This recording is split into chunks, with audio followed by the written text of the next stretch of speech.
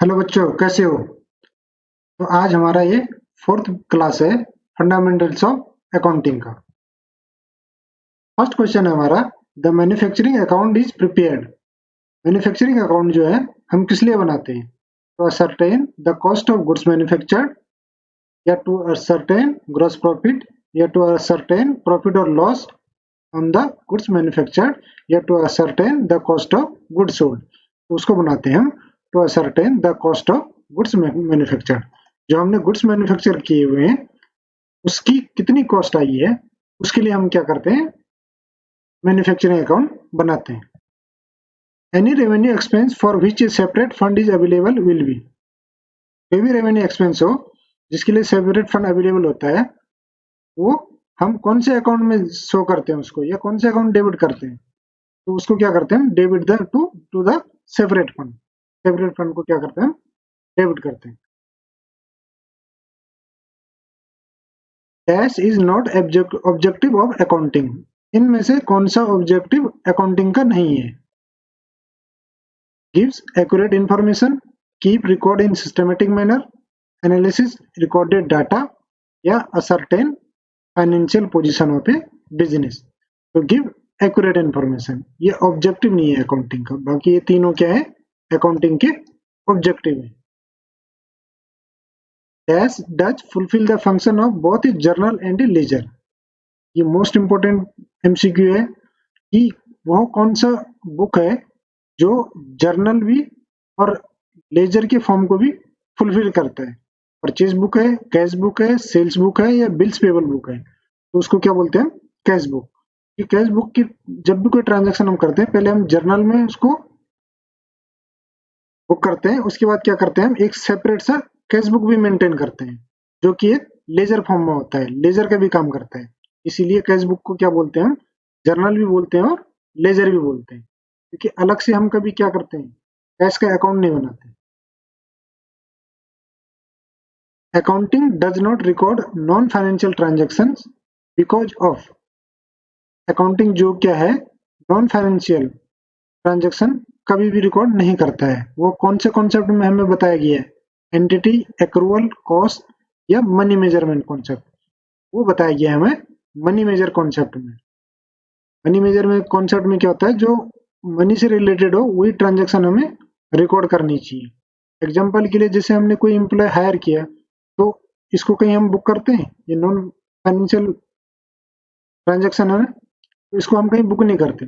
इसीलिए money measurement concept बोलता है कि always book only financial transactions.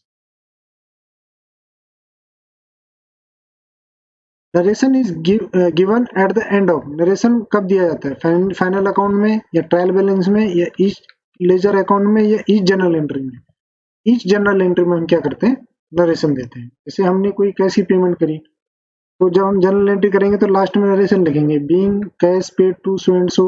इस तरह से हम क्या करते हैं, ईच जर्नल एंट्री में नरेशन देते हैं।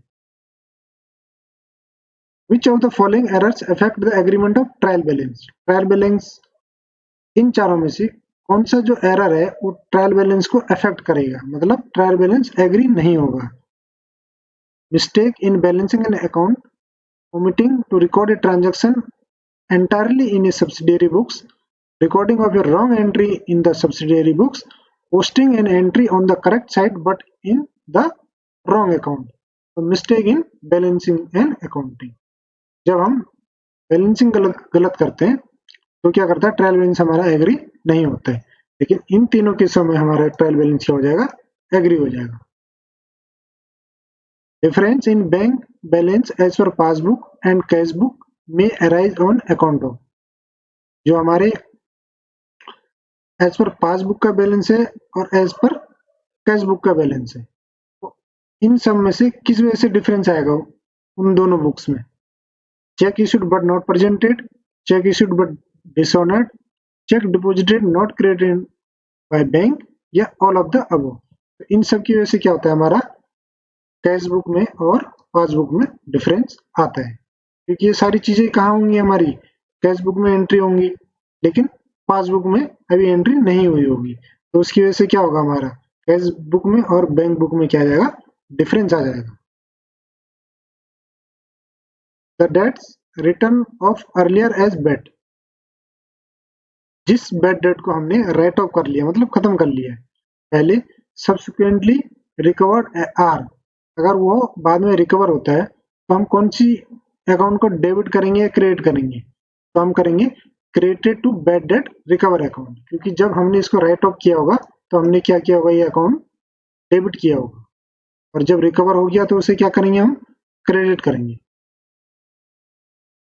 Which one of the following is an external cause for depreciation, depreciation का एक एक्सटर्नल कॉज कौन सा होता है, over use, abnormal occurrences, time element या ऑब्सोलेंसेस। ये होता है हमारा ऑब्सोलेंसेस, मतलब आउट ऑफ फैशन हो जाना, मतलब उसकी जगह कोई नई सेम एसेट, जैसे कोई हमारे पास एक मशीनरी है और उसकी जगह कोई नई मशीनरी आ गई, मतलब सेम मशीनरी नए फॉर्म में आ गई, उसको अपग्रेड करके कोई नई मशीन आ गई, तो उसको क्या बोलते हैं, ऑब्सोलेंसेस, मतलब आउट ऑफ फैशन हो जाना वो चीज। तो वो क्या होता है, हमारा एक्सटर्नल कॉज फॉर डेप्रिसिएशन होता है। On which of the following asset depreciation is charge on depletion method, किसी भी फिक्स एसेट्स पे हम जब डेप्रिसिएशन यूज करते हैं, एक मेथड होता है हमारा डेप्लीशन मेथड, तो वो कौन से फिक्स एसेट पे करते हैं, हम गुडविल पे करते हैं, या प्लांट एंड मशीनरी पे करते हैं, या लैंड एंड बिल्डिंग पे करते हैं, या wasting asset like mines and queries पे करते हैं, उस पे करते हैं wasting assets like mines and queries. Goodwill क्या है हमारा, इंटेंजिबल, इसको क्या करते हैं हम, इस पे डेप्रिसिएशन मेथड को क्या बोलते हैं, अमोर्टाइजेशन। प्लांट एंड मशीनरी और लैंड और बिल्डिंग पे क्या करते हैं हम, डेप्रिसिएशन। और wasting like mines and queries, mines माने क्या होता है, खाने, और क्वारीज खादाने, इन पे हम क्या यूज करते हैं, डेप्लीशन। और लैंड पे लेकिन कभी हम डेप्रिसिएशन यूज नहीं करते, क्योंकि ये कभी खत्म थोड़ी होती है, लैंड पे कभी भी लैंड को कभी भी डेप्रिसिएट नहीं करते, बिल्डिंग को करते हैं, लैंड को नहीं करते। लेकिन जो हमारे wasting assets like mines and queries होते हैं, इन पे डेप्रिसिएशन मेथड को क्या बोलते हैं, depletion method. Trading account is find out, trading account हम किस लिए बनाते हैं, ग्रॉस प्रॉफिट और लॉस के लिए, या नेट प्रॉफिट और लॉस के लिए, या फाइनेंशियल पोजीशन के लिए, या कैश फ्लो पोजीशन के लिए। तो ट्रेडिंग अकाउंट हम बनाते हैं ग्रॉस प्रॉफिट और लॉस के लिए, नेट प्रॉफिट और लॉस के लिए क्या बनाते हैं हम, profit and loss account.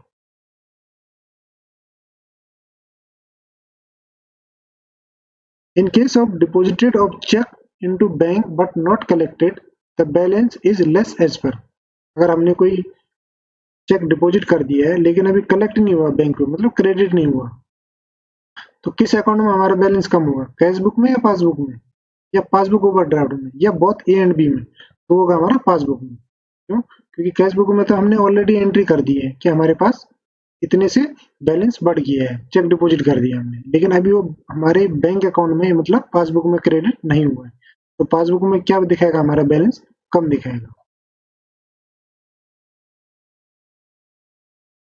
On receipt of goods from the consignor, the consignee debits which of these account, जब भी कंसाइनमेंट अकाउंट में कोई कंसाइनी अगर कंसाइनर से गुड्स रिसीव करता है तो किस अकाउंट को डेबिट करता है वो, परचेस अकाउंट को, गुड्स अकाउंट को, कंसाइनर अकाउंट को, या नन ऑफ द अबव, तो वो किसी को भी डेबिट नहीं करता, क्योंकि कंसाइनमेंट अकाउंट में कभी भी कंसाइनी अगर गुड्स रिसीव करता है तो उसकी कोई एंट्री नहीं होती बुक्स में, उसका एक अलग से एक रजिस्टर मेंटेन होता है जिसको इनवर्ड कंसाइनमेंट इनवर्ड रजिस्टर बोलते हैं। इसीलिए कभी भी अगर कंसाइनी कोई भी गुड्स रिसीव करता है कंसाइनमेंट में, तो उसकी वो कोई भी जर्नल एंट्री पास नहीं करता है, या कोई भी एंट्री अपनी बुक्स में नहीं करता है।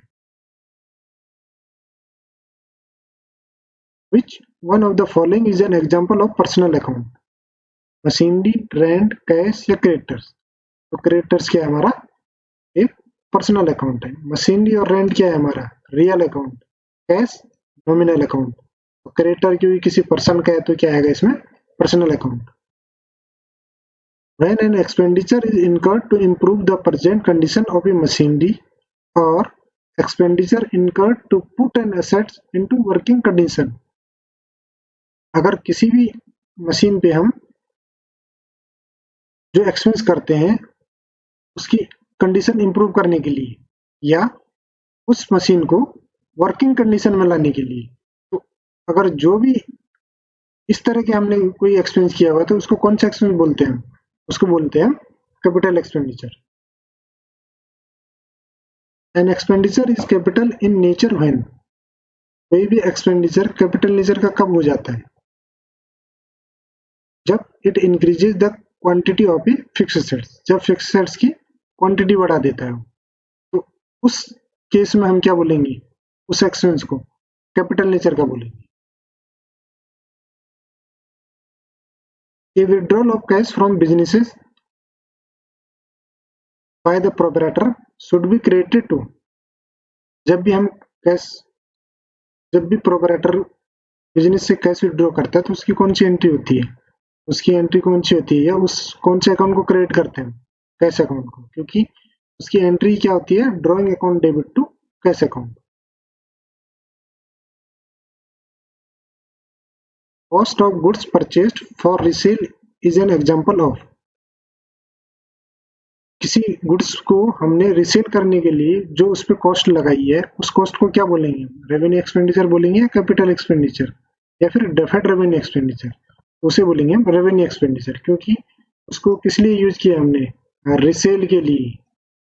अगर हम रीसेल के लिए यूज नहीं करते, एज ए बिजनेस के लिए यूज करते, तो उसको क्या बोलते फिर हम? Capital expenditure.